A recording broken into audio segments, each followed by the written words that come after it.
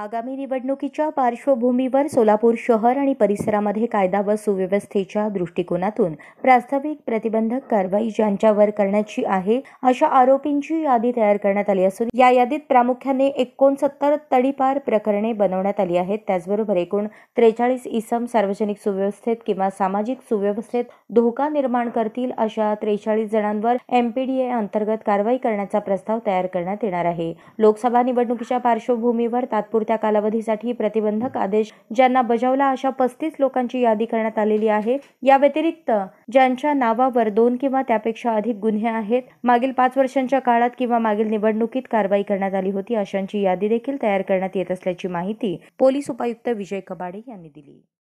आगामी निवडणुकांच्या पार्श्वभूमीवर सोलापूर शहर आणि परिसरामध्ये कायदा व सुव्यवस्थेच्या दृष्टिकोनातून प्रस्तावित प्रतिबंधक कारवाई ज्यांच्यावर करायची आहे अशा आरोपींची यादी तयार करण्यात आलेली आहे, अशा इसमांची यादी तयार करण्यात आलेली आहे।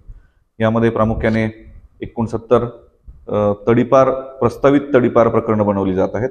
त्याचबरोबर एकूण 43 इसम जे सार्वजनिक सुव्यवस्थेत किंवा सामाजिक सुरक्षेस धोका आहेत अशा 43 इसमांविरोधात MPDAच्या कारवाया प्रस्तावित करण्यात येणार आहेत।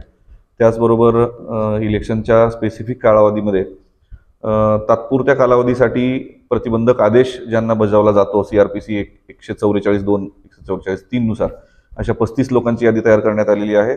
आणि या व्यतिरिक्त ज्यांच्या नावावर 2 किंवा 2 पेक्षा जास्त गुन्हे आहेत मागील 5 वर्षाच्या काळात किंवा मागच्या काही इलेक्शनच्या काळात अशा लोकांच्या विरोधात CRPC कलम 107, 110च्या कारवाया करण्यात येणार आहेत। अशी एकूण 1045 इसमांची यादी सोलापूर शहर आयुक्तालयामार्फत तयार करण्यात आलेली आहे।